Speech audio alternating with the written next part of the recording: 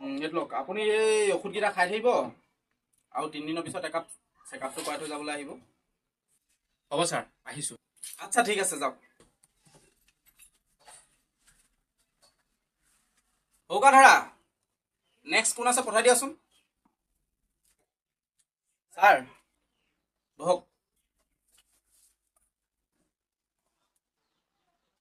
আপোনাৰ নামটো? এনে নামটো মোৰ পিয়াংচু, কিন্তু মৰমতে চবে ছাৰ পিয়াংচু বুলিহে মাতে। আচ্ছা সেইবোৰ বাদ দিয়কচোন। আপোনাৰ নামটো কি আছিলে? পিয়াংচু। উপাধিটো কি? দলে ছাৰ, পিয়াংচু দলে।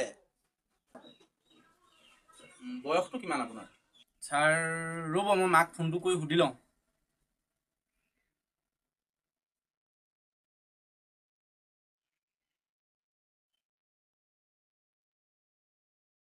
হেল্ল' মা, মোৰ বয়সটো কিমান আছিলে অ'? হা? কাৰ পুতেকৰ লগৰ? মাকৈ পুতেকৰ লগৰ? হ'ব। অঁ মাকৈ পুতেকৰ লগৰ ছাৰ। এতিয়া আকৌ মাকৌ কোন? আমাৰ ঘৰৰ ওচৰ ছাৰ। তাৰ বয়স কিমান? 25 মান হ'ব চাগে ছাৰ। হ'ব, এতিয়া সেইবোৰ বাদ দিয়াচোন। তোমাৰ বেমাৰটো ক'ত এতিয়া মোক সেইটো কোৱা আগত। ছাৰ, মোৰ তাত মৌ মাখিয়ে কামুৰিলে। তাত? ক'ত তাত মানে? ছাৰ আচল জেগাত। ফুলি একদম হাতী হুডালৰ লেখীয়া হৈ আছে ছাৰ। হ'ব, আপুনি চিন্তা কৰিব নালাগে। এই আপোনাৰ ঔষধকেইটা খাই থাকিব আৰু মলম একটা আছে, আপুনি সেইটো ইউজ কৰি থাকিব। ছাৰ, এটা কথা নহয়। কি কথা আকৌ? ছাৰ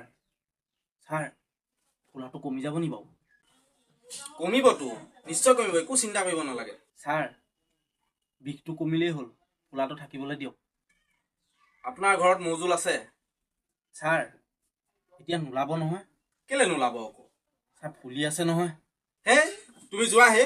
অই হৌকা ধৰা, এখেতক বাহিৰলৈ নিয়াচোন। ছাৰ আহিছোঁ। হেই যোৱা হে।